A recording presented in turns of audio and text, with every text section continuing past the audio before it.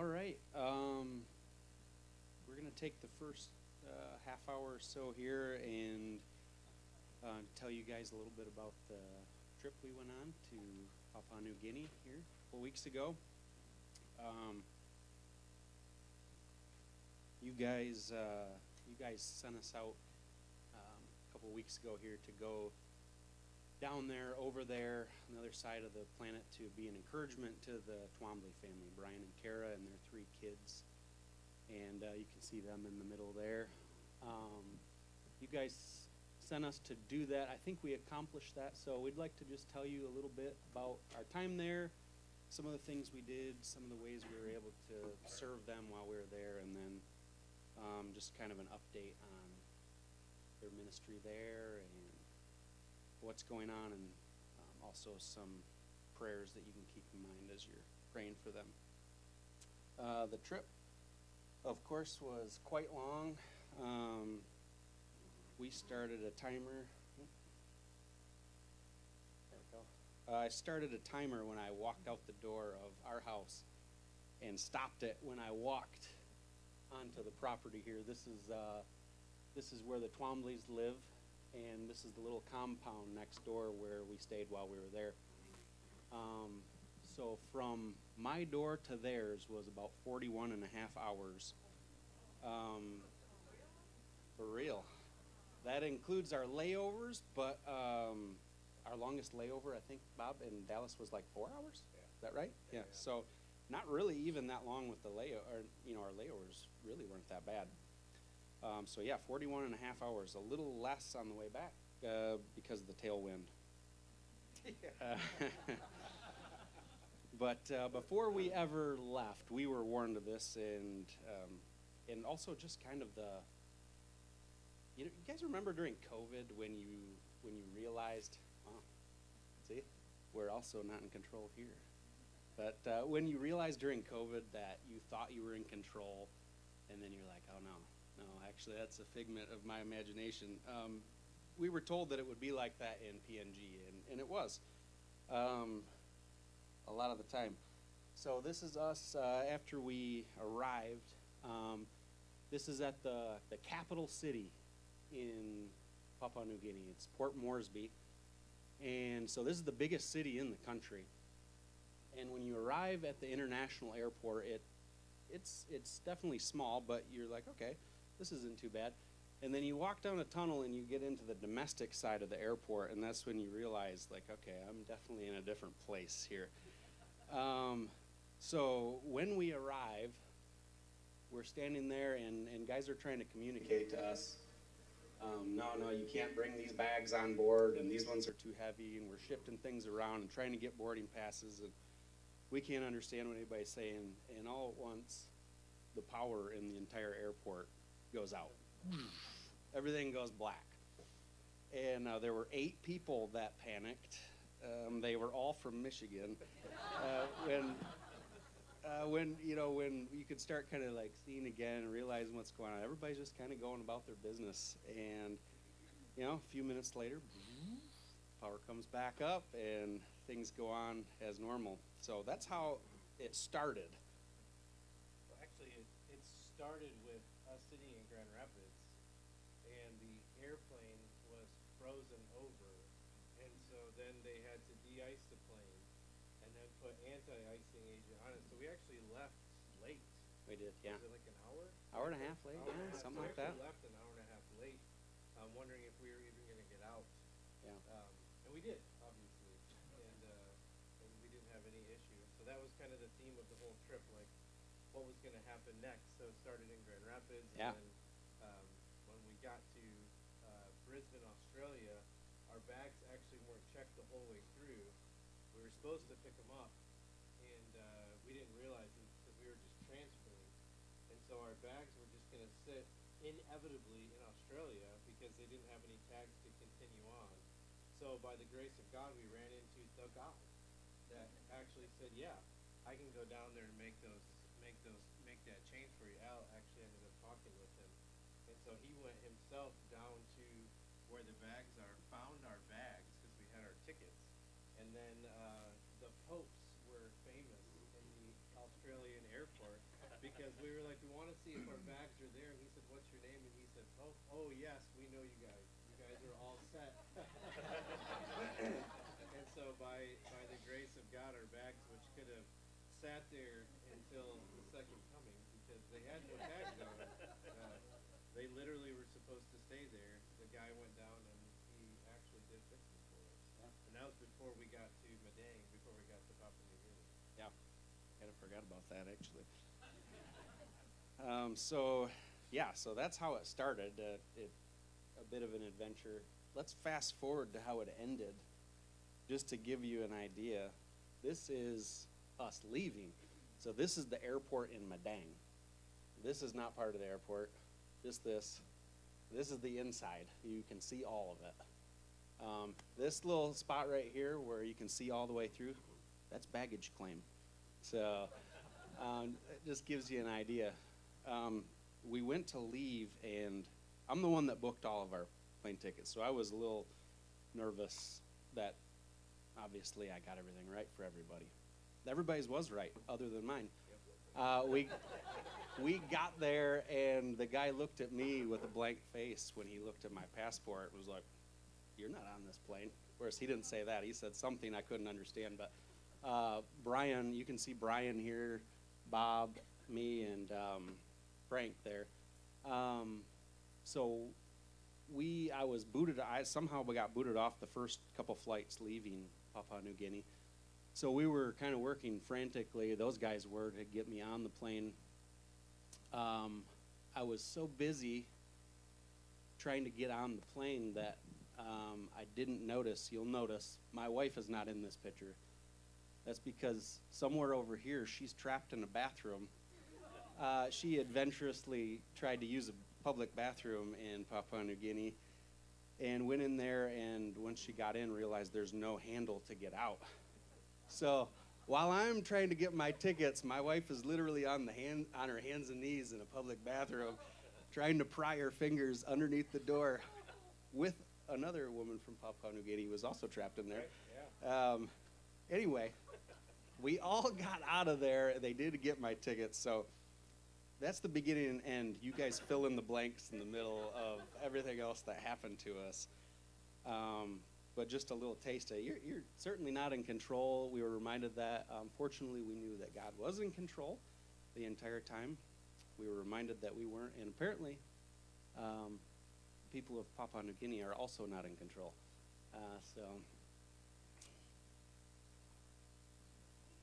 Yeah. They literally stuck their fingers underneath the door and got their fingers under there. We're able to pry it open. Yeah. Yeah, so have you ever been into a third world country, and then a third world country with a bathroom, and then to get on your hands and knees and put your fingers underneath the door and grab that door and yank it open across the floor? That's what she experienced. My family was fine, just for the record. Yeah. We didn't have any issues. There seems to be a theme here. Yeah. Yeah. We were on the flight, so we didn't get stuck in the bathroom. Yeah. No, it was. So yeah, that's how she got out. Her and another lady just grabbed the bottom of the door. Mm-hmm. Oh yeah. It's true. Is this a regular occurrence there? Yeah. So, yeah, to fill that story out, Couldn't they just yell? that's a good question. Yeah, I don't know. I didn't ask her that. She's not here to ask, so we can just make it up. Yeah. Yeah, to fill out that story, yeah, she walked in and saw a woman sitting on the floor barefoot, and that wasn't that abnormal, other than it was in a public bathroom. But she used the restroom. When she came out, she realized that the lady was wearing, I think she was part of the airport staff or security or something like that. So she realized she even worked there. And also helped her turn on the water because there were no knobs on the sink. There was some kind of screw you had to turn. I don't know. She knew the trick. Anyway. All right, so talk a half hour about just the bathroom experience here. This was our first morning. We hit the ground running. So our first full morning there was Sunday. So we got to go to church with them. This is in a little village called Dogia. You can see this is the church right here, a small building next to the home of Pastor Danny and Mama Anna. And there's Danny right there sitting. And we were warmly welcomed there. People were really sweet. We actually got to spend quite a bit of time with this family. They invited us to dinner a few days later. We got that's at their place there. There's the coconut triplets collecting coconuts. There was actually a young guy there that got all those coconuts for us. Yeah, he climbed about, what, 30 feet? Boy, I would think it was More? probably like 50. Yeah, it was With a crazy. machete in his mouth and a strap around his feet. Climbed all the way up, cut the coconuts down for us. Yep. And then you gotta shuck them or shell them or husk them or whatever you call it. Yeah. And then you get the little coconut in the middle. It's got the coconut water in it. And then you gotta cut that open. And there's some great videos. I noticed they weren't on here. Yeah. Of us actually husking the coconuts. So that would be for a whole other presentation as well, because we were not as graceful as the local. Some of us are more graceful than others, but we won't. But we're not going to name names. We're not going to name names. So, No.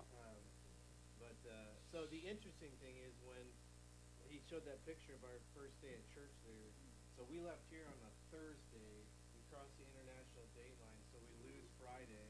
We landed on Saturday, so that Friday didn't exist in our time. And so 15 hours ahead, and then we're at the church service the very next morning. And so they were very gracious, and I mean you kind of woke up to 85 to 90% humidity, and that's what it was like the whole time you were there, anytime during the day, 24 hours a day. And so then we're able to worship with them right away, and then as Al said, brought us over to the house to have food with them. And at this stage, you can see on the left, Renee, I believe, is there cooking.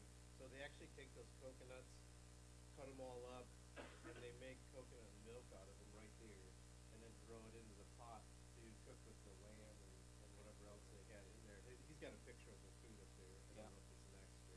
Yeah. So yeah. It's actually really good. Yeah, some of it you can recognize. There's some broccoli there. There's some cauliflower, some cabbage, things like that. Carrot, banana. This is actually a banana. I think we had 10 different kinds of bananas at least during our time there. I didn't even know that God made so many bananas. So yeah, and it doesn't really taste like a banana. It tastes more like some sort of a potato. Yeah, so did those two things. The lamb flaps actually we brought. Well, Brian brought. Yeah, we brought to the meal. Yeah. It's like lamb ribs cut. Yeah. Peripherally. Also, something we learned that I'm seriously considering implementing in my own house, and maybe we should do it here, but the men get to get their food first in Papua New Guinea.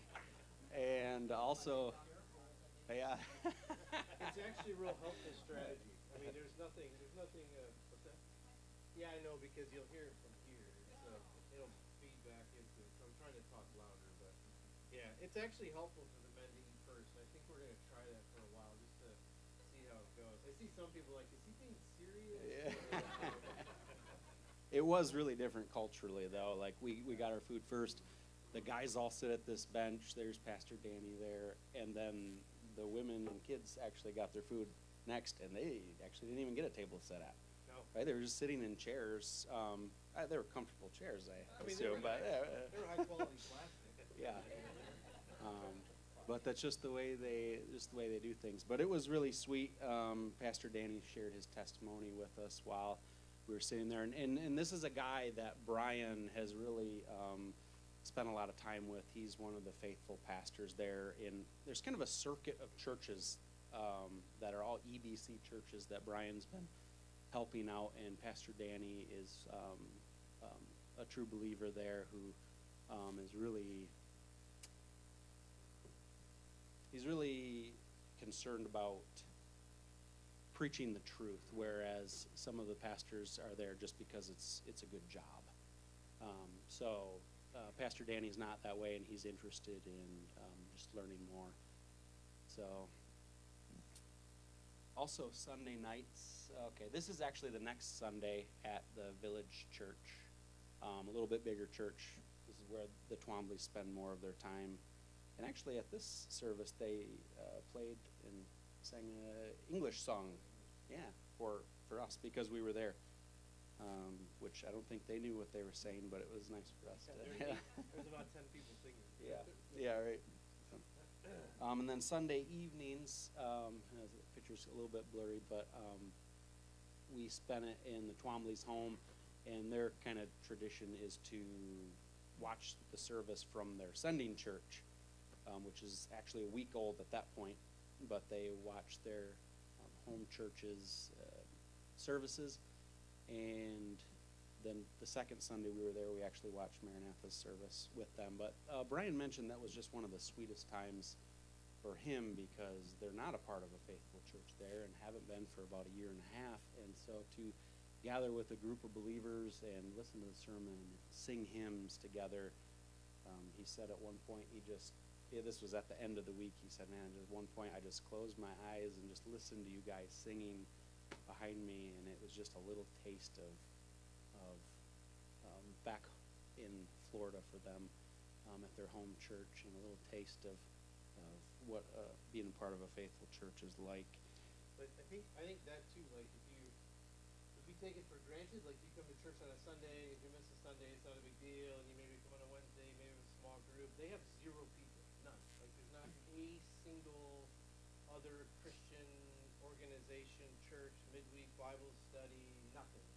Their actual fellowship for Christian fellowship and church fellowship comes from watching it online, and then they're starting things that are there, right? And so one of the reasons we went there was to be an encouragement for them. So for the last 18 months, they have not had a church body. They have not had individuals to sit down and talk with and talk over theology with, and to do anything like that, anything in your life that has anything to do with fellowship, church, teaching, where you're actually with somebody, they don't have. It doesn't exist. And so he travels from church to church. He's really settled in on a few, I would say, where now he's started training some of the EBC, Evangelical Brotherhood Church. It's a Swiss mission organization that has basically hires on men, puts them through a 2-year or 4-year, something like that, training program. But some of them that are pastors don't even know the actual gospel. And so those are the men that he's dealing with. So there is no, like, he's being poured into.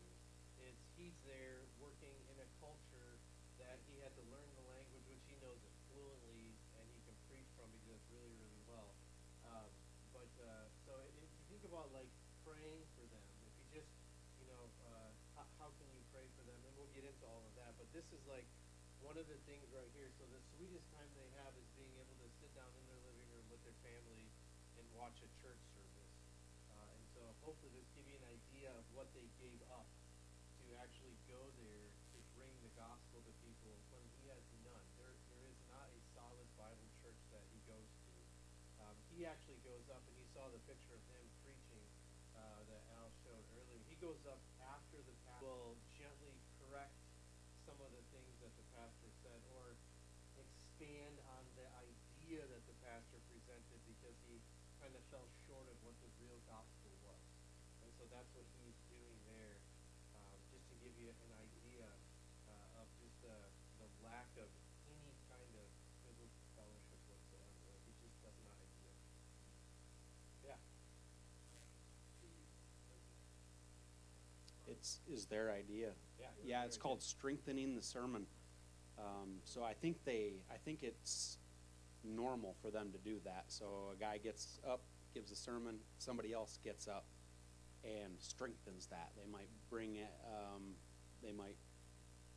Bring it from a little bit different perspective or angle, but they'll use the same text and just kind of strengthen that. But they've asked him, I think anytime he is at one of these churches, which is every Sunday, he might go between a couple of them, but they're all part of the same little circuit. And whenever he's there, he is the guy that will strengthen it. So they want him to do it, and I think he is careful. He listens to what they're saying. He doesn't try to override what they're saying. but he tries to strengthen it and give it a little boost of truth. Yes. Yep. Yep. Every other Friday now they do that. They look at the text, like Suzanne said, and decide how it's going to be preached. We witnessed this happen while we were there. So the Friday before we showed up, he got together with these men. They talked about, I don't want to say decided, they talked about the best way to preach a text, a particular text. We listened to it one Sunday with Pastor Danny at the First Church, and it was preached one way. And we listened to the same text get preached at the town church the next Sunday, and it was a completely different sermon. So Pastor Danny was on board with what Brian considered to be the right interpretation, and the next pastor wasn't convinced. So Brian had to adjust the way he strengthened that sermon as well. Pretty interesting. And pastors don't stay at the church, so they actually rotate. So to give you an idea, it'd be like if you just picked 5 churches here in Grand Rapids, right? So it would be like this Sunday Todd's here, next Sunday he's at West Cannon. West Cannon's pastor is at, pick another church in the area, I don't know. Their pastor is here, and then the next Sunday Todd would be at the other church. That pastor would be here, and then so they rotate. I think there's 8, something like that. I think so. Yeah, So that there's sounds right. 8 total churches that they just rotate through. So not one church has a pastor, and so they just that's the model that the UBC missionaries set up for them. I don't know how many Yeah. years ago it was, but Long time. a long time Yeah. ago. And so they don't actually get in and like shepherd the flock. They're just there primarily for evangelism purposes, and so there's not a lot of like discipleship that's taking place. And 2 years from now, none of those pastors will be there. So they go to a different region. and They'll then all new be in a pastors different come in. region, and part of an entirely different circuit, and a new batch of guys will be in. So while Brian is doing a fantastic job, I assure you, immersing himself in the culture there and doing whatever he can to help these guys out, he also knows it's limited because I say that. On the other hand, he's training these guys in biblical interpretation stuff, and they're going to be scattered here over the next couple of years, and they're going different regions, and there's going to be a different group of guys. So on one hand, it's rough for him, but on the other hand, it's a way the Lord is using him there. Yeah, Sam? Brian's, yeah, Stuart, Florida, Community Baptist Church in Stuart, Florida. Yep. Yep. All right. Okay, so outside of the church, I just wanted to share with you guys a little bit what the Twombly's is. So they took more or less a spring break while we were there. So they were just wanting to go around. They wanted to show us all around Madang and show us all things PNG. So I thought it would be fun to just share with you guys a little bit of what their life looks like and some of the things that we saw while we were there. This is the marketplace where they get all their fresh produce and groceries. This is right kind of in the center of Madang. And the girls took a trip early on to go get groceries and that sort of thing. You can see all the girls there. This is PJ and Sadie, the Twomley's girls, and this is Hannah, daughter of the Ruscio family who just moved there more recently. They're doing like logistics there at the base. So that before he moves on, I think Yeah. To kind of hit the point, because maybe we don't always realize the importance of kids. So they have the Twomleys have 3 kids. The Ruscios who got there about 7 months ago have 4 kids, and so they don't have there are no other kids. So for over a year, it was only the Twomley kids, and they didn't speak the language. There's no youth group. There is no Sunday school. There's nothing like that. And so us bringing our kids there, they were able to have sweet fellowship as kids. Like our kids loved it and their kids loved it. And so it was able to boost even the kids' morale. And you'll see a poor note that you put in there from, I believe it was PJ, but maybe Sadie, yeah. Yeah, or Sadie. And so even the fellowship the kids had with one another was so important because it helps the parents out as well, that their kids are actually interacting with other kids that first of all they can speak the same language, and then secondly they have same values and same worried about what's going to be taking place, like within conversations and those kind of things. So if you're thinking of missions trips, don't leave your kids behind. Like it is really, really important for the whole family. And then obviously we get to experience it with our families, but then their family gets to be encouraged by our kids who are here as well. Yep. So yeah, we included the kids and all that stuff. So we did a lot of running around town. There was a butcher shop. I should have put a picture of that in there. There was lots of things we're used to seeing, some things we're not used to seeing, like a full pig head. I was trying to convince Bob to buy that, but He didn't have a smoker. yeah. This is another shot of the market. Just to reiterate what Bob said, actually, the kids and the Twombleys, they were everywhere we went. We would go to the hardware, we would go to the markets, the butcher shop, wherever we went, everybody knew the Twombleys. And you're talking about a city with, I mean, tens of thousands of people in it, right? Everywhere we went, people knew the Twombleys. Now, granted, they stick out like sore thumbs around there, but 'Cause they're a they little knew taller. them. They didn't, yeah. They didn't just recognize them, they knew them. And it just, I think, to me, speaks for the effort the Twombleys have put in immersing themselves in not only the culture, but just into the people there. And so we would go places, and guys would run up, and they would call Brian by name, shake his hand, and they were happy to see him. And Kara was the same, and also everybody was giving their kids hugs. You could tell they knew that family. And so I think the Twombleys, it should be an encouragement to you guys to know the Twombleys have just done an absolutely fantastic job, just loving the people there and immersing themselves. And I have no doubt when they do and are able to plant a church in the near future that the people will be well served there by them. We did some things around their place. We went fishing one day. I didn't put a picture of that in there, but you guys saw it in the newsletter. There's a picture of it. Is there? Yeah, Oh, just okay. of us on the boat. Oh, yeah. So yeah, we caught fish. We made sushi. Actually, Al and Renee made sushi, like, all by themselves. And they did a fantastic job. So if you guys are ever looking for like a date night and you need to hire out your personal chefs, just catch a fish Yeah. and let them come and like they literally did it all themselves. They cut it all up, made the rice, did everything, and none of us got sick. Well, some of us were already sick. Yeah.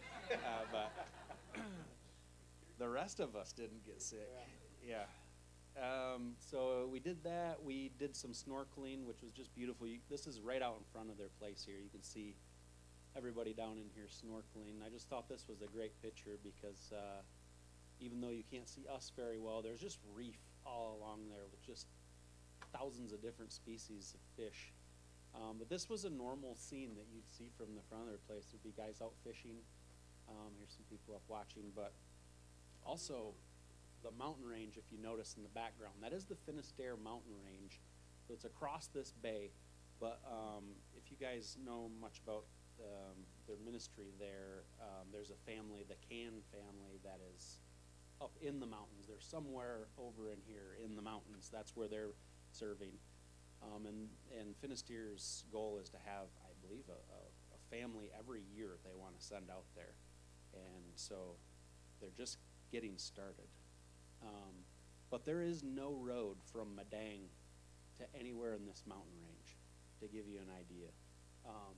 The backside of this mountain range, there is a road that goes all the way out and around on the backside, but there's no way to get to any of this other than by boat or plane or helicopter or by foot. So we did get a chance to go up into that range a little bit. Bob and I, Brian took Bob and I up in there. And I'm glad we did it. It gives you just a little bit of an idea of why some of the villages are so isolated there in PNG. This is the foothills of the Finisterre range. So we're not even into the mountains here. And you can just see how rugged it is. And there's no roads that go through any of this. So I don't know if I've mentioned this before, but there's over 830 different languages in PNG. Not dialects, languages. So they can't understand each other. That's what that means. Right. So one village would be 2 miles away from the other one, but they're totally different languages. And so you don't actually grasp it, till, like he was saying, till you start going through and you realize to travel 2 miles would be several days and very deadly. Because we gained, I think on your little app, we gained 8,000 feet, but we're only at like 1,500 or 1,600 feet. Yes. So that's like up and down, and it's almost straight up and down as you're going through it. So no one would traverse that by foot. And so that's why you have so many different actual languages, is because they never go to another village, because to leave where they are would almost be certain death, because you're traversing just straight down and then straight back up, and you're in the jungle. Like it's thick, really thick. Yeah, man.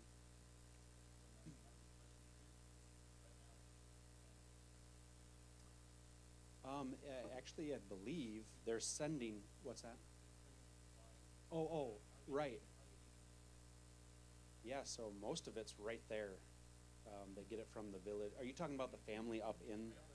Yeah, the Can family. I don't know as much about them, but from what I understand, everything they use and have is coming from right there. Now, when they went to build their house and that sort of thing, now that's all actually through Brian and Frank that are on base in Madang now. So that's, if they were to really need something, Brian serves as kind of a support for them in the mountains, if they needed something.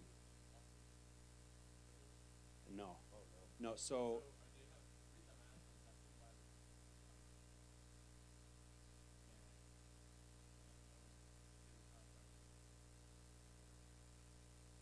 So they get a helicopter every. Yeah, so because Finisterre doesn't have one, and so they use. I don't know if they use. I don't know what, SAS. I have no I idea. don't know which one Yeah. they use, but they So fly- there's, they fly yeah, great. there's two ways to get there. You either take a boat from around this bay, there's another bay over here, you take a boat straight across this bay, land it somewhere over there, and then you've got, I don't know how many miles it is to walk up into the mountains. So you can do that. Obviously not very efficient for getting supplies up there. It's either that or you take a plane or a chopper in there and drop supplies off. So those are the only two ways to get there.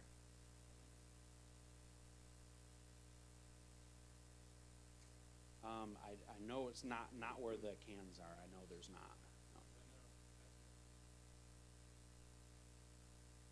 Yeah. That's all we saw. Yeah, there is some landing strips along this coast in some little towns. And I think the one that they motor to by boat, there is a landing strip there. Now, I don't know what kind of plane you could land there, but it's not much of a landing strip. No, Oh, no. you can? I mean, you could, but we didn't. I mean, it'd be a multi-day adventure.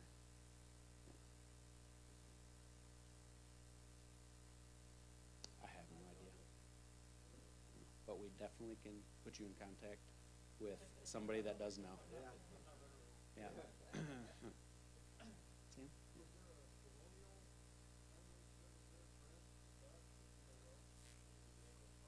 Yeah, so like the local language in Madang would be Tok Pisin, so it's a trade language. You can understand portions of it. I think it's bits and pieces of English and German all kind of mashed together into their own thing. I don't think that is officially even a language. It's not a language. No. It's actually just a like trade. Like if you It's a rate pidgin, yeah. languages, like trade language would be the absolute bottom of the barrel, and then you would go up to then kind of making noises, and then kind of like you're going up a little bit until you get to a full-fledged language. So it's just enough to buy and sell. That's why it's called a trade language. It's just enough to like buy and sell and get by in the marketplace and those kinds of things. Tok Pisin. Yep. So they've taken it on as a common language, and so wherever you're from, you'll have your language that you speak, and then you'll also speak Tok Pisin, and then you'll also, some of them speak English and some of them don't. A lot of them don't. So the common language will be your Tok Pisin. And there's a Bible in the language as well that Brian preaches from.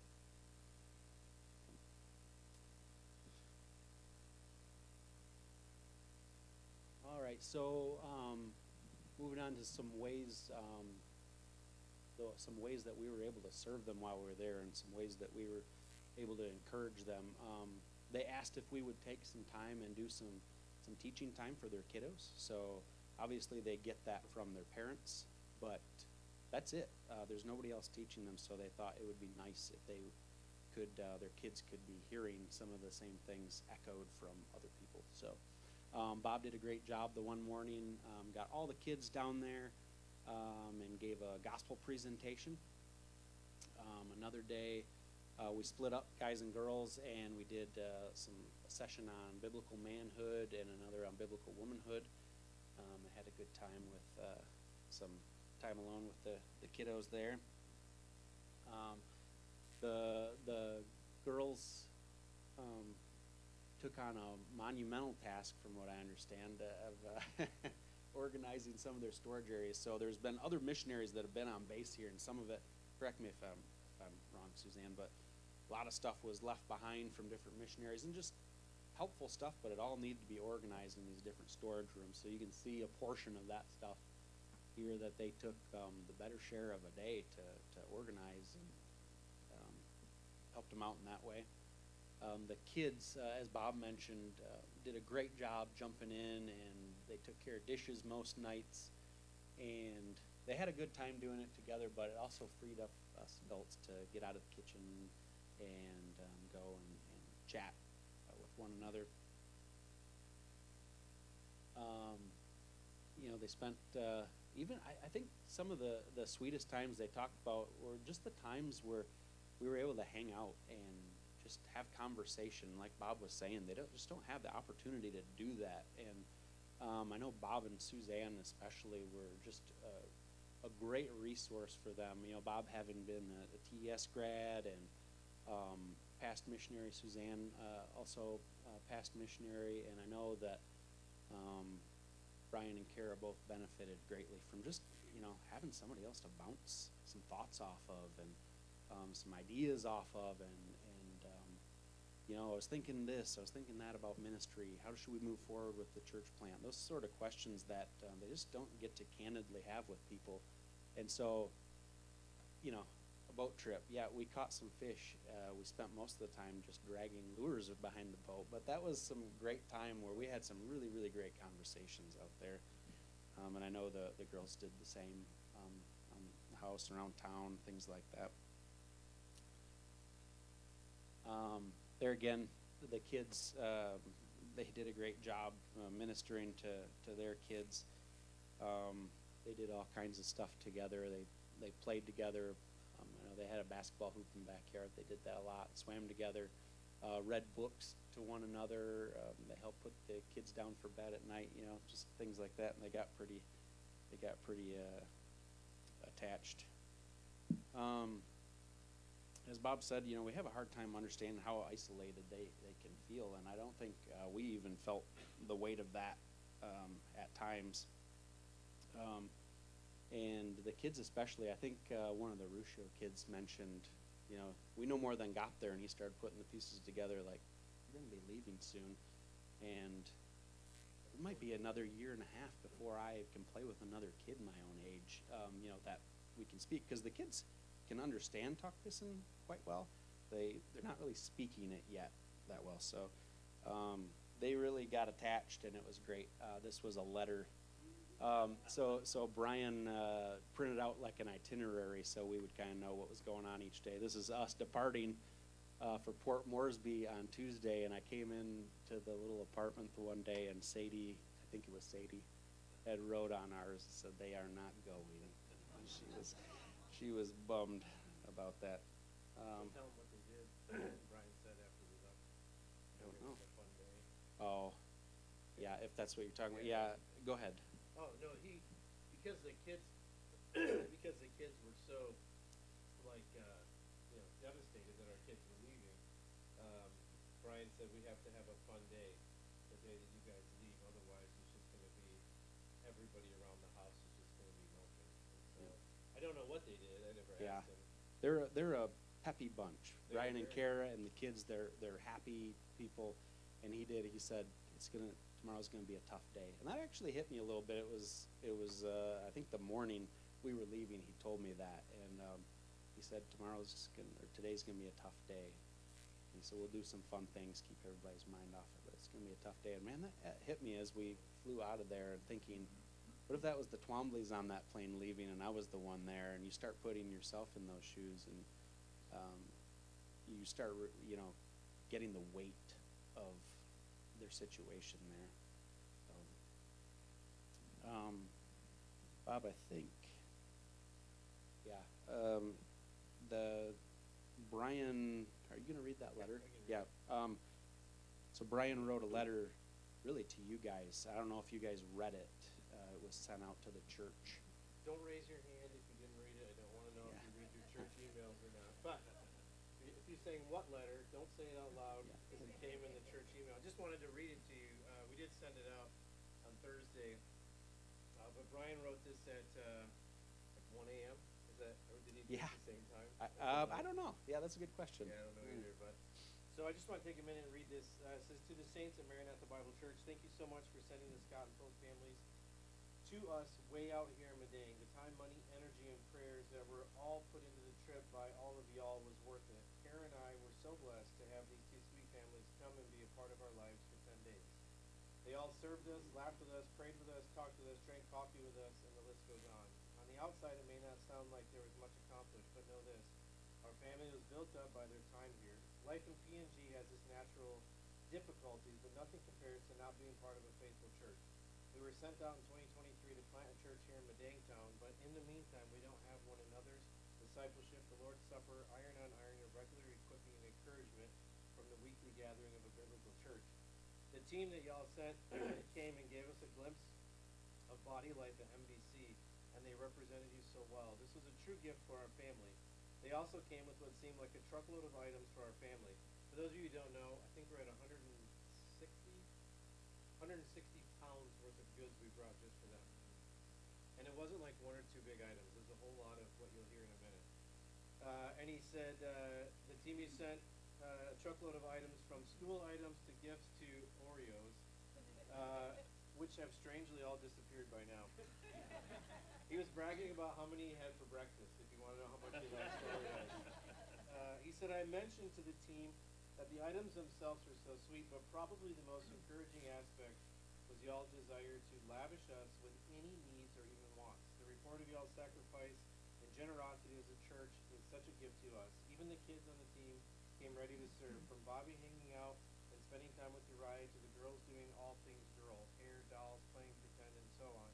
The last night here, the kids all stayed up past 10 p.m. because Iris, Lila, and Maisie were all reading them books in their room. Keep in mind, Uriah's 9, Sadie's 7, PJ's 6. And all the time we spent together, I'll tell you, the only negatives were that we had to separate for the night and go to bed. A book could not contain the amount of items we talked about. Getting to share my ministry needs, desires, plans with the men was for sure a highlight. Both Pastor Bob and Al are gifted men who have godly insight and care for the ministry here and for my family. Suzanne and Renee were two caring, insightful, and exemplary women prepared to spend time with and watch. Maranatha, you are a true 3 John 8, fellow workers with the truth.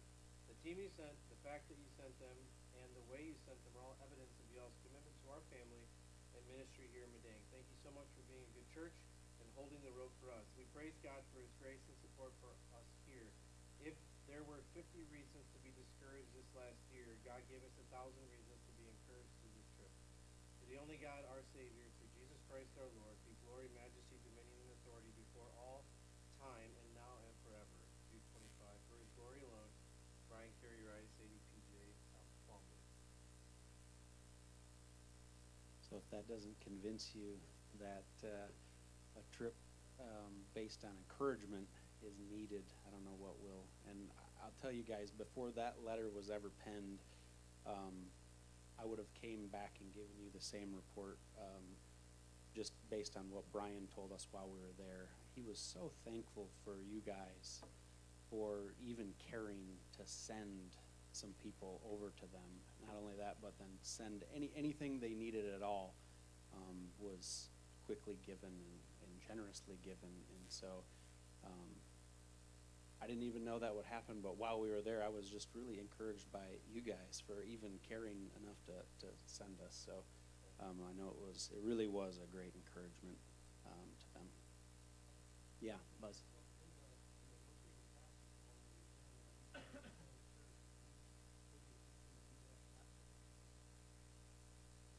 it'll be a completely separate thing. So really, so they go through what they call CLA, culture, language acquisition, and it takes a while. That's really their first term. So their first 3 years that they're there, they're just trying to learn language, learn culture, and get an idea of where he's going to plant. When he first got there, he was unsure. He thought, well, maybe we can come alongside a church that's here and help strengthen them. But then over time, he's realized that planting would be necessary, just because the EBC church that he has been involved with, they're led and funded by somebody else, and his decisions can only go so far. So during his time of learning culture and language, he's found it's hard, because I asked him, so you kept sampling church, you would go to different churches and found the most faithful church you could and then immersed yourself in it? And he was hesitant. He said, I don't even know if I would call this a faithful church, he said. So because there are faithful people there, but some of the pastors, like I said, they're pastors because they saw it as a career opportunity. And some of the pastors, he certainly questions whether they're even believers or not. So, but he's chosen to immerse himself there and do what he can for the time being. He's coming home. He's coming back to Florida another just over a year. When he returns, he plans to plant then. And so he'll probably do that right in Madang there. Start from the ground up. Yeah. Just like it sounds. Yeah. M.A. Dang. Yeah.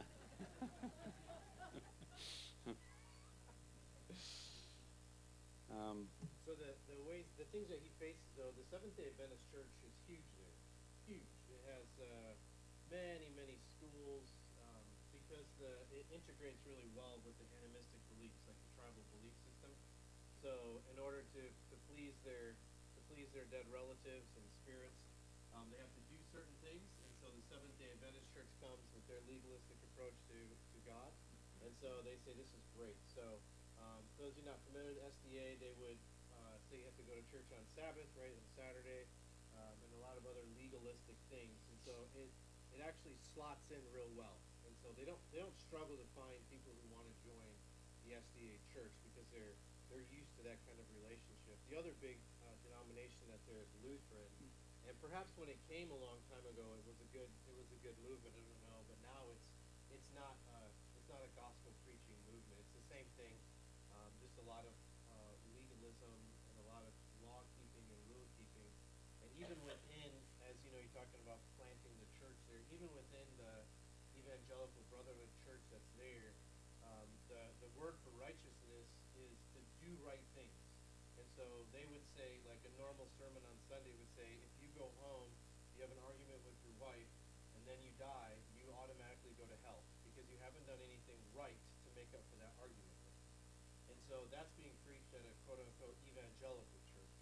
And so to get their mindset off of a works-based religion is actually getting into the fabric of their culture, because everything they do is to please somebody else. So now the Christians come and say, you don't have to do anything to please God. In fact, he's not pleased with you, and that's why he sent Christ.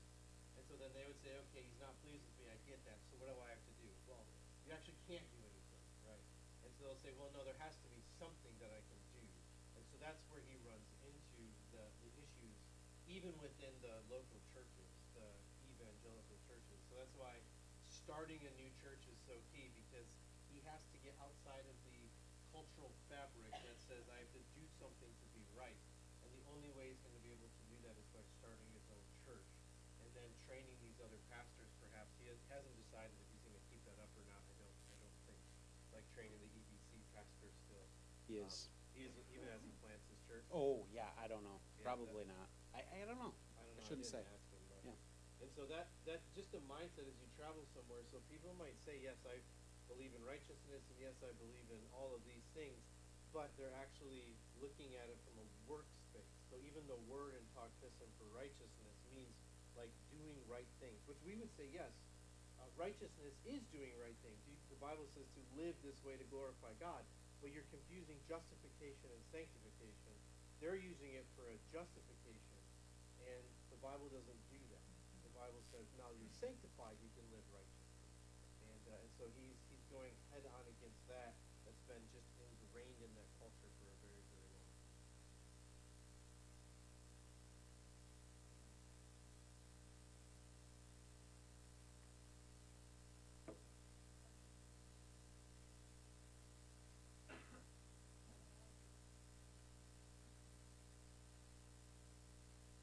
Yeah, you want to talk about that? Yeah, absolutely. That's, yeah, to kind of give you an idea too of just the Madang area. If you were to look up like population of Madang, it will tell you around 30,000 people. I have no idea if that's accurate or not. It was 20 years ago or so was the last time they did a census, and even so, the people that live in Madang now were not born in Madang. These are people that are coming from villages. They come there for work. They leave. They come and go. And so it's really hard to tell. There's a lot of people there. I know that. If you were to look up Papua New Guinea in Operation World, which gives you an idea of different religion, different countries and what their religions are, Papua New Guinea is it would say 96% Christian. Okay. So that I think means it's a fully reached country. Yep. So it's not on the map for needing the gospel. Realize what that means. So. Yep. What does anybody know U.S. what it would say? 76% or something like that? Maybe? 110%. Yeah, I think it's in the 70s. So they would say that Papua New Guinea is more reached than the U.S. And I'm not pitting the U.S. against Papua New Guinea. I'm just telling you what it says. I can assure you, in Madang, it is not 96% Christian. Okay, and to Suzanne's point, we saw a fair amount of missionary activity. In fact, I don't know about you, but when I've told people that I run into, yeah, I went to Papua New Guinea, their first thing is, were you there on missions work? Right. They don't, of course, it's not a travel destination, so they're assuming I didn't just go there for vacation, but there was a lot of missionary work going on there. We ran into a handful of people.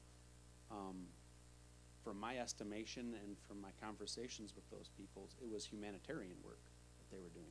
Some translation work, that sort of thing, but there were people, all good things, right? There were people installing solar panels.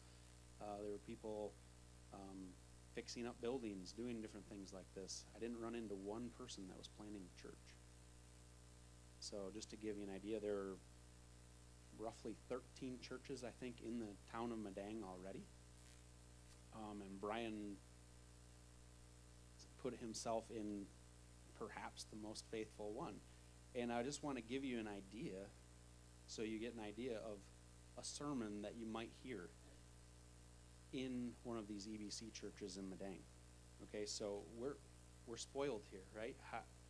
We get the word fed to us every Sunday. We have faithful elders who teach us the word, teach us how to read and interpret the word for ourselves. So we can do that every single day and throughout the week. Pastor Todd gets in the pulpit and exposits the word, explains to us what it means, and then helps us apply it to our lives, right? Here's just a couple examples of things that have been preached from the pulpit right where Brian goes to church. Matthew 3:4. I'll read you the text. Now John, speaking of John the Baptist, now John himself had a garment of camel's hair and a leather belt around his waist, and his food was locust and wild honey. No interpretation, straight to application. Look at how little John the Baptist had. All he had was camel's hair, some locusts, and honey to eat. You shouldn't complain about what you have. That was the sermon. Luke 2:1. Now in those days, a decree went out from Caesar Augustus that had a census be taken of all the inhabited earth. Again, no interpretation, no mention that this is just a narrative text. Straight to application. For this census, every man had to go and make his mark in a book. Now I have a question for you. What book is your name in? The book of life or the book of death? That was the sermon. So I say these things not to at all mock or belittle their sermons, but just give you an idea of what you might hear in a city that is 96% Christian. Right? So I think I noticed, and I hope you can notice, just the great need there was there in Madang, is there in Madang, and I'm assuming the rest of Papua New Guinea. And the missions work that is going on there, although good work, isn't church planting efforts. It doesn't appear to be. So, yeah, Ben. Right.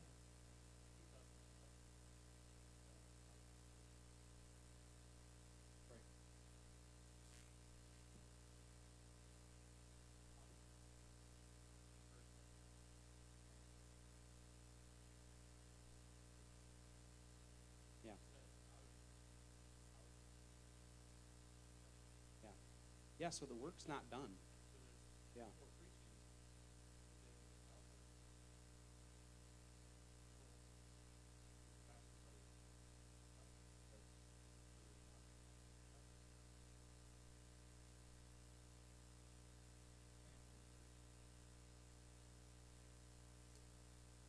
Definitely. Oh, absolutely. Yeah, I know he will. In fact, that's what he's doing in the EBC churches, even though he knows he's going to be leaving those. So he's being faithful to that now, even though he knows he's going to be planting later. So, So just to give you an idea, something that Ben said, I don't know if you heard it or not, but the Wycliffe translators, SIL translators, they're translating from the local language into the Bible into the local languages.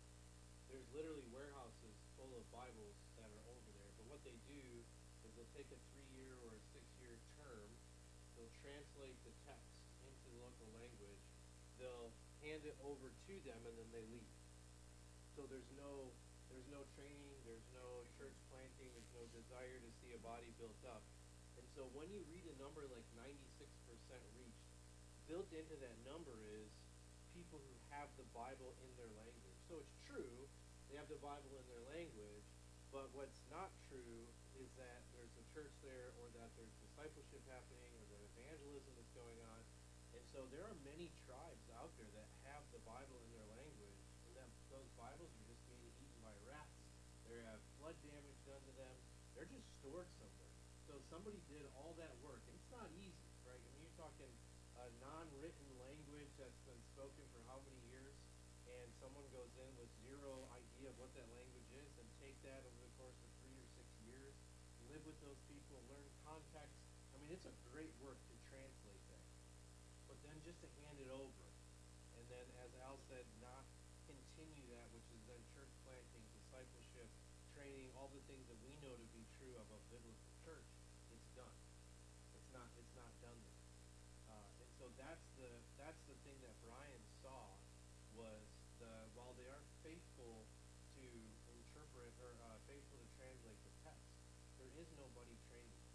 There is nobody. They're just saying, here's the Bible, and good luck, essentially. My term's over, and I'm going to go do this somewhere else, or I'm going home, or whatever it is that they do. And so while there is a lot of missionary activity, and it was interesting, Brian said something like, think about how many people you've ever heard has done mission work in Papua New Guinea. You know, my wife and I knew some people that were there. I'm sure you can go around the room, and some of you guys heard of people that were doing mission work there. Then why is the country the way that it is, and why is there still hundreds of language groups that aren't actually reached yet? It's because the work is primarily humanitarian, as Al was saying, or it's, let me get the Bible in their language, and then we're just going to step away and see what happens after that. Yeah. Seems like what would you think preventing somebody from starting that seminary over there? Nobody wants to do it. Nothing's stopping them. It's not like there's government restrictions. I mean, we went fishing at, you don't have to buy a fishing license. You can go spear a dolphin if you want, and throw it into your. We did not do it, just for the record. My daughter would have killed me. But you can get anything from sailfish to the fish that we caught, and we didn't see them, but he said there's Chinese trollers that go there and just drop their nets, or whatever, however they catch. I'm not a fisherman, so however they get their fish, and there's no government regulation. There's pirates that were out there, so you see the boats always traveling in two, and the government doesn't regulate it. There's no Coast Guard to call if your engine fails, which we found out because failed, and so you're on your own. So as far as like how to get licensed by the government, there's nothing like that. You can go there and start a seminary tomorrow. It's just, does somebody wanna actually go and do it? That's all. Yeah, you wanna go? I saw that hand. Ah. Growing up in the Seventh Adventist Church in the sixties, seventies, eighties, they had a huge humanitarian effort there. Mhm. And one of the things in our periodicals that we did as a personal push was the woman prophetess Ellen White that really struck a chord with all the people that have children. Show people enthralled with the idea that this little woman in town building that church found Bible for 2 hours straight out on the street. Well, that was a lot. They made a huge effort. So,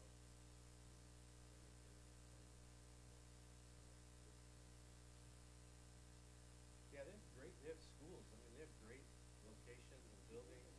Yeah. Yeah.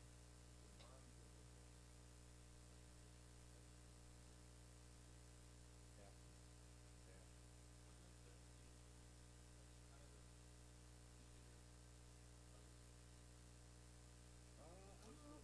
Who started that? you said? SDA starting the cargo cult. I don't think so. I think the native people there started the cargo cult. Yeah. Yeah.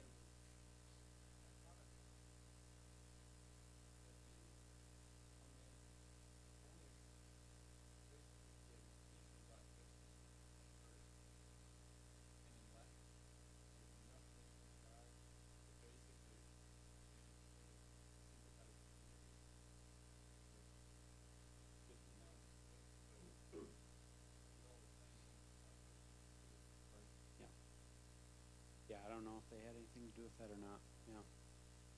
Good question. Um, yeah. Mm-hmm.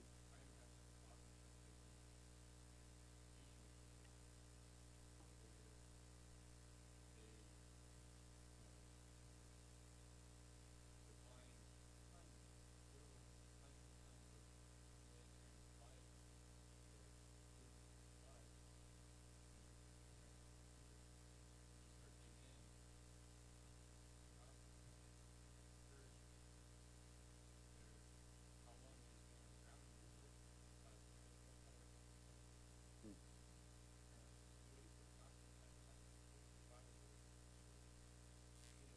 Yeah.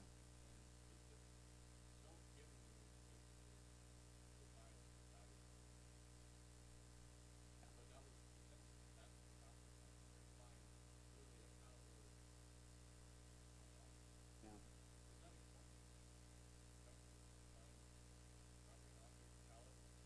Yeah. And seemed consistent. We didn't see that much, but it seems consistent with what we saw. Just Top ramen. we did see a lot of ramen. Yeah. Yeah. Just moving into what the Twombly's ministry looks like right now.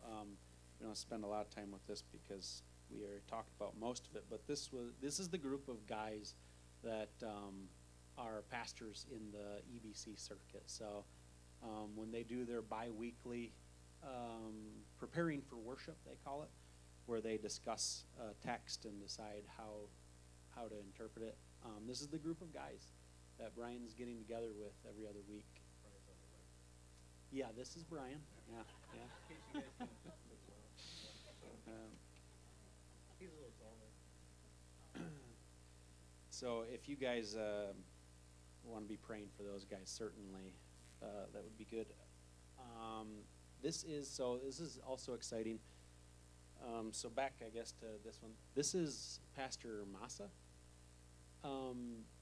He's the guy that is kind of the head over all these guys, and he invited Brian to start doing a little bit deeper pastoral training course. So this is monthly now, and guys come in from the EBC circuit, also from Karkar, like a volcanic island that's off the coast. So guys will come in on boats to be trained, and this is all under Brian, and he's been asked to do this. So this was actually last Thursday was the very first one that he was able to do. And this is the group of guys that came, and I think there's going to be more in the future. So just what a great opportunity for him. So he's doing this. They're helping the other family, the Ruscio family there on base, get through their culture and language acquisition. So that's something else that they're working on. And they have 3 families that are moving to Madang this summer. They're all going to be going out into the mountains once they are trained. So their bases can be full here pretty quick, but they're all leaving. So that's some of the stuff he has going on. And then, of course, in 2027, hopefully that's when they'll be planting a church. So lots going on for these guys. Some prayers for them, their family, Brian's health. I guess I listed that under health, but their family, their marriage, their parenting, things like that. You know, there's a lot of strain on them there, and part of it is just being alone and being alone culturally also. So just pray, keep them in their prayers that their marriage would continue to be strengthened. Their kids are just wonderful kids, just a joy to be around. They're doing a great job as parents, but just please pray for their kiddos too. It's hard on them, just being in a strange place. Of course, not that strange to them now. It's becoming more and more their home. Their health. There's a lot of things. I think Brian said PNG wants to kill you. Everything in PNG wants Yeah. to kill you. So we did a lot of snorkeling, a lot of things there that wanted. Some of us were touching the things that wanted to kill us. Others We also won't name names about that one. Yeah. Others of us didn't, and everything there is deadly. Like it's quite amazing. So. You know, a lot of just diseases and bacteria and stuff that our bodies aren't used to, and they're getting used to. So right now, their littlest one, PJ, has a big rash on her leg. I don't know if it was bug bite or bacteria or what it was, but Brian is having some really weird health symptoms that he'll be getting. The amount of Oreos he eats, I don't necessarily know. Yeah, you're right. We think we might have figured this out. We're not even doctors. But he's going to be getting that checked out when they go to the next time they're in Australia. But just that their health would hold out, because I know that they have no intentions or desire to come back. They're wanting to stay and finish their work there and see people in PNG saved. So just pray that their health would continue so they can continue their work there. You can be praying for the guys in the pastoral training, and they're preparing for worship. Just those pastors in that EBC circuit, that they'd continue to grow. And wisdom in church planning. Brian obviously has a lot on his table, and just a lot of questions. When do I plant? Where do I plant? How do I plant? Those types of questions that he's having to figure out all for the first time. So prayers in that, and then for more workers to be sent into the harvest there in PNG. There's still a great need. He specifically has a need for another family or 2 that could help him in the church planting efforts right there in Madang. Obviously, there's plenty of people that can be sent out in the mountains too, but for the Twombly's sake, right there in Madang, there's a great need for churchmen, families to join them in those efforts. Also, you don't have to be a pastor to go serve there either. They need a tradesman. They need a jack of all trades there. As the base grows and their ministry grows there, there's lots to keep up. And every family that gets sent out into the mountains needs a home. So they need to chopper supplies in, build homes in the mountains. And obviously, Brian can't do this on his own. These single families can't do this on their own, and they need help with that as well. Also, somebody to handle leadership around the base. So as people are coming and going in and out of the mountains, they need somebody that is kind of a lead man over there. So lots of opportunities, guys.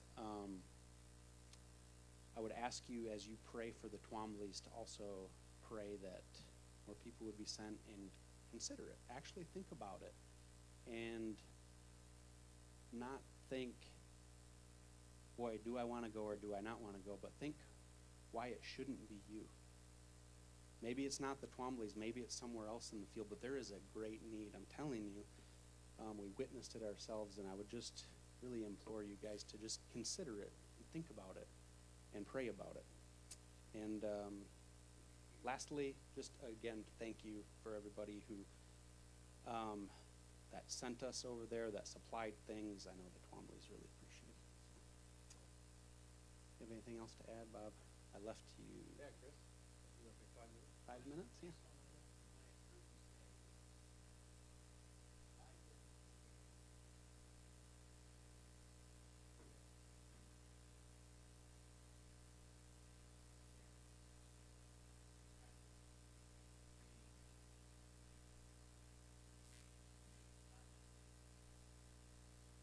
Yeah. So you're asking why put this time investment into the EBC church when they know they're just going to plant later? And why not plant now? Is that what you're saying? Yeah. I think that is the biggest part of it. So they figure it takes a few years to really nail down the language and the culture, and I think they're being very careful not to rush into church planting and then communicate things to the people there that they're not intending. So they're wanting to make sure they have this nailed down tight before he plants a church. Yeah.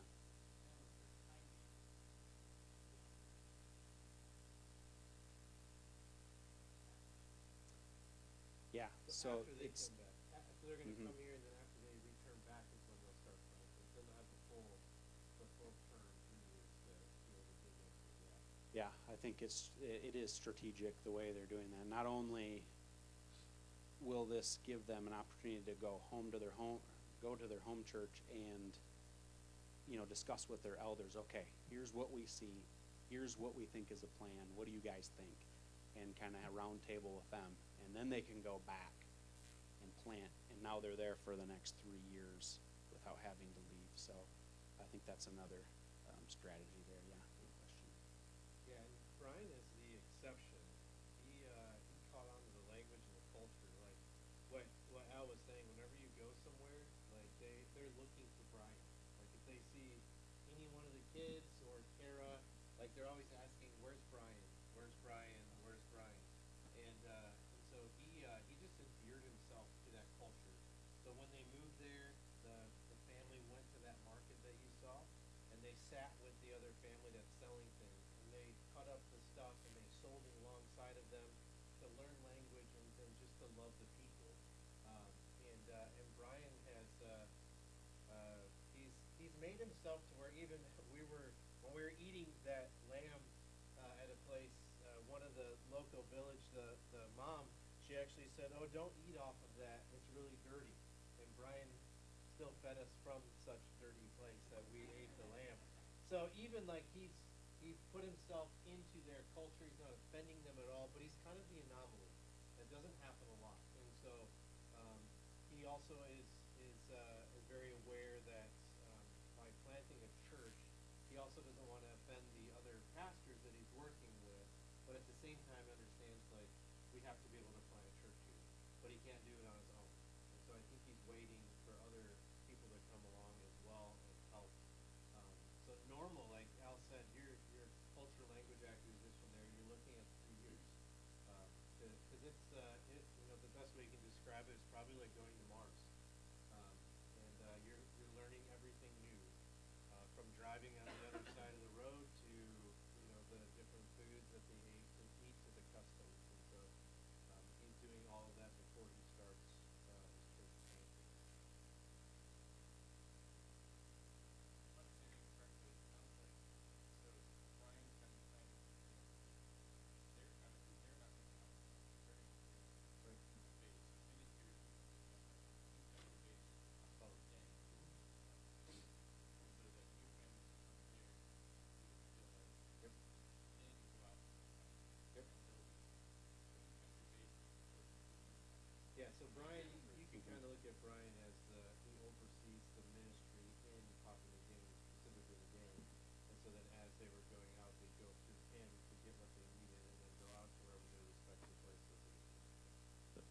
he's a church planner in Medang first, who's taken on the role as a field director for the people in the mountains. So that's another role that needs to be taken when he really church plants, to really put his all into church planning. Suzanne, yeah.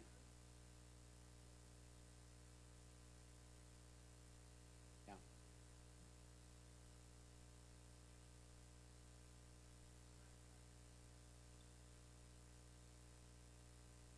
Yep. Yep. Finisterre? Yep. Yep. Yeah, I encourage you guys to go on Finisterre's website. I think that video is up there now, to just see the work that they're doing. And it's just it's a great way to stay in contact prayerfully with them, just to keep in the front of your mind what's going on there. How do you spell it? Just like it Finisterre? sounds. Let me see. Finnisterre, something like that. I'm close. I went to the website.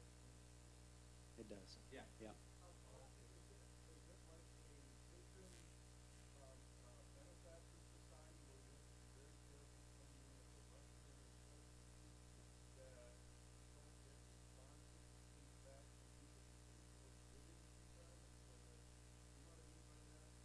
Yeah, I didn't get that. I didn't get that. You have to be careful giving things to them. Is that what you're saying? Or Yeah. so yeah, that's a good question. So from what I understand, yeah, right. So I get a flat tire on the side of the road. Somebody comes along, helps me change my tire, and they do so without asking for anything. Great. I'm on my way. I'm very thankful. Fast forward 5 years, that guy that gave me the tire now needs something, and he comes knocking at my door and says, "Hey, remember that tire I gave you?" I guess that's common. That's a cultural thing. That was more outside of the city. It was, yeah. I don't know if you'd That- see the I same don't kind of think thing that in the was city or not. Yeah. When we went into the jungle or the foothills, he had said that's very common. So the tribes will come and cut down the grass. Like, we have lawnmowers on the highways that keep the grass down. Well, they do have tribes that take that on, and they'll do that. And then they'll say, hey, 5 years ago, we cut that down. What are you guys going to do for us now? And so that's very common outside of the city. But in the city, I don't think there was anything like that you actually Yeah. doing it. Yeah, I He don't know didn't how say it, baked though. that is into their culture. Yeah. Good question. Yeah, Buzz.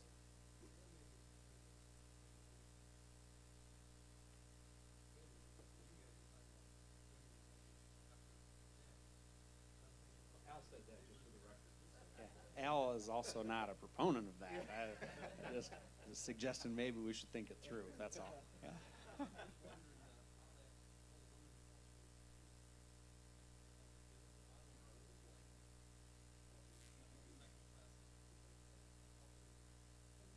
I don't know, and they weren't eating after us. They would just get in line after. It's just kind of the reverse of the way we would do things to be polite.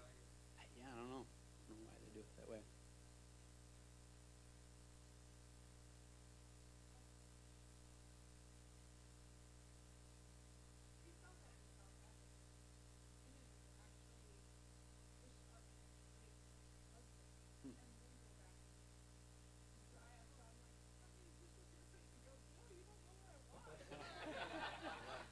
Just extra broccoli. Yeah. Sound bad. Yeah, you don't want to mess with that.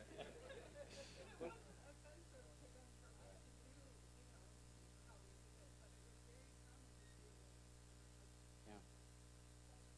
Yeah.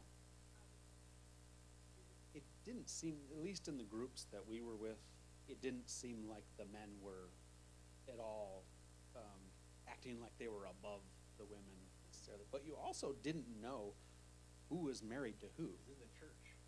In the church, you sat, women on one side of the church, men on the other side of the church. And we were told just,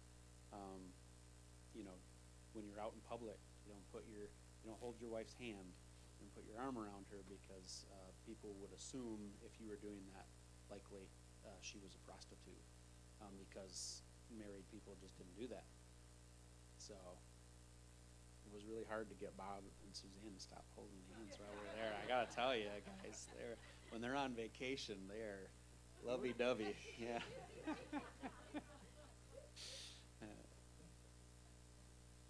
yeah.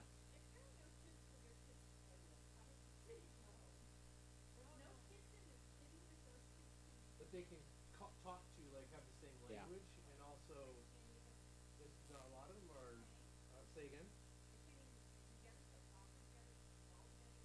They would swim.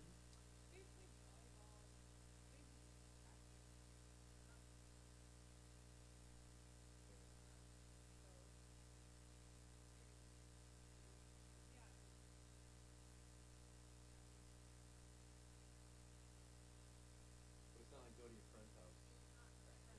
Yeah, I think they still struggle to communicate as well. And that's actually something else you guys can keep in your prayers, because I know the Twombly kids, they just started going to like a Sunday school at their church just 2 Sundays ago. So that's something new for them and something to help with that situation, to kind of get them speaking Tok-Pisin more, hopefully, and kind of give them that little nudge into the culture there too.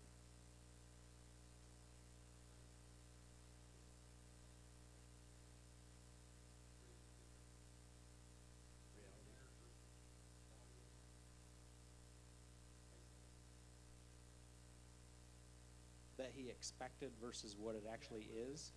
I don't know. I don't think so. I think they kind of knew what they were getting into. I'm sure there has been plenty of surprises, and I don't think he maybe realized what that kind of isolation would feel like. I say isolation again. It's not like he's not around other people, you know, but yeah, right. Yeah. Okay. Yeah, Jamie?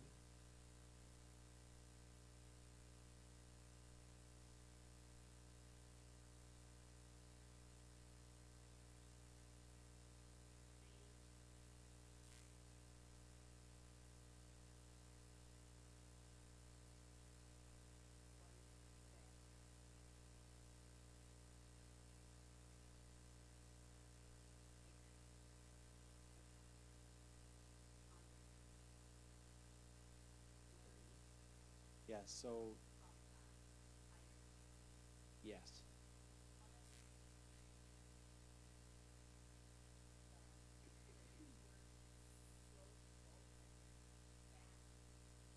Hmm.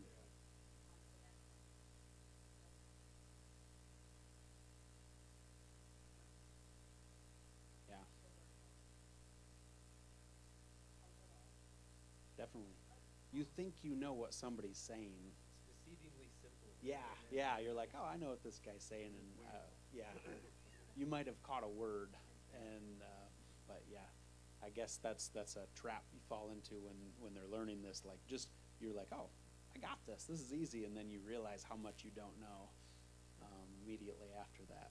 Cause your Yeah. Bible app, some of the Bible apps actually have the Bible and Tok-Pisin, so just kind of like giving you the idea of how simple, like, it's deceiving though.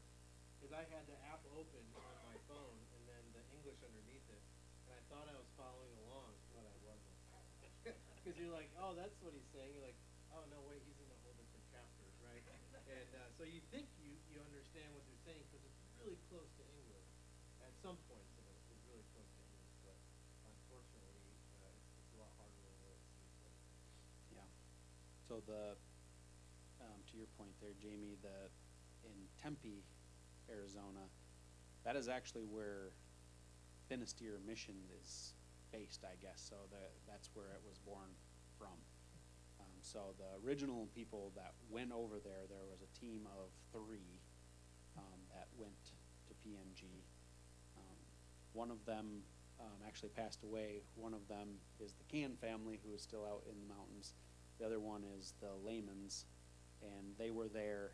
Now they're back, which was the plan, but they're serving from here and helping to facilitate other missionaries that go out there. And I think Scott Maxwell is the president of that, and he also is there in Tempe. So if anybody is interested or just wants more info or whatever, I'm absolutely happy to answer any questions you have or put you in contact with any of those guys or whatever. So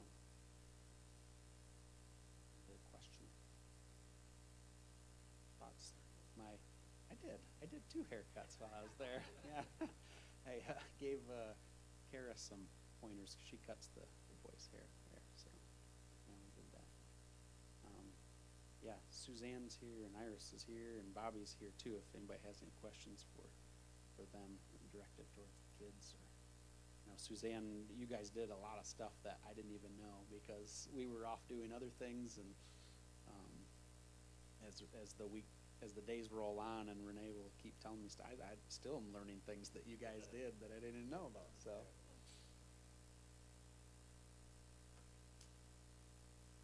Okay.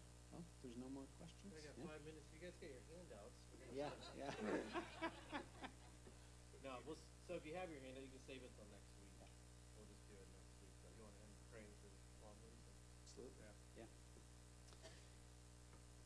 Heavenly Father, we just thank you so much for the opportunity to come here and just celebrate the goodness, the good things that you've done for us, and the opportunities that you've given to us to go and minister to the Twombly family.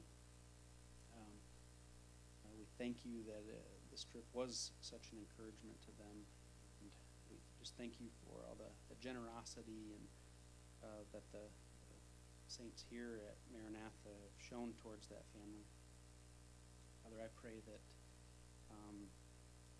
you would raise up more workers to go into your harvest there in PNG. Pray for Brian's ministry there, the men of the EDC church there who would come to know you if they don't, and also grow in their understanding of you. That there would be many, many solid churches planted there in PNG, not just Brian's, but even Father, as you work through the EBC church there, that many people would come to know you, and that your name would be glorified across the country there. Pray also for their family, that you would strengthen their marriage. Pray that their kids would grow to be strong, faithful servants of you, and that they would all grow in their trust in you as things come up all the time there. They're not expecting. Father, we just again thank you for safely taking us there and back, and for all the prayers from all the people here and the support that we felt while we were there also. We give all glory to you for these things. Amen.